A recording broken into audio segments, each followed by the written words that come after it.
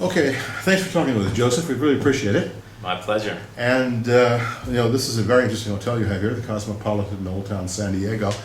And, of course, many people coming here will be interested in the original history of the place. So how did it all start many, many years ago? I put in an offer and put a whole proposal together. Really didn't get much further because Connie, who was the original operator of El Fandango's, I guess filed an action against the state to stay here, and she's still here. And so I went off to develop the Tin Fish restaurant concept, and never thought I would be back in Old Town. Really thought that You'd be elsewhere doing other things. Yep, and so I've opened Tin Fish all around the country. We have locations in Florida, Seattle, San Francisco, Indiana, Minnesota, and San Diego. And I got a call, and if I was interested in a project in San Diego. I had been living in Florida, and when I found out that it was this property, the old Casa di Bandini and the Cosmopolitan project, to sort of bring it back to the 1870s, 1860s, 1870s time period when Albert and Emily Seeley bought it from the Bandinis, and they didn't want it to be more current day, they wanted it to be more retro. I was intrigued by the scope of the project, didn't know if I'd be able to do it, didn't know if I'd be able to do it financially. I flew out and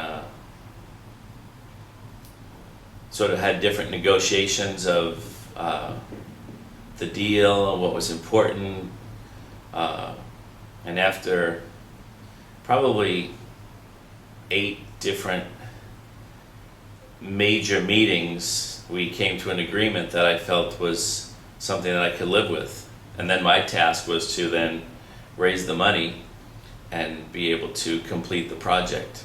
And started working on the deal. All the property was raw, the walls weren't finished, the rooms weren't finished, the outside adobe hadn't been redone yet.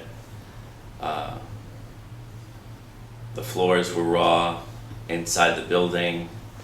When I came out and saw the condition of it, it really was overwhelming that, I was like, wow, what did I get into? What's the depth of what I'm going to have to do to complete this, and having, an operating business, an operating hotel, and, a large restaurant, how to take on all of those challenges to really have a successful operation. What did you finally coalesced it for you? What pulled it together, told you, yeah, this is going to actually happen? When did all that uncertainty kind of vanish? There was, I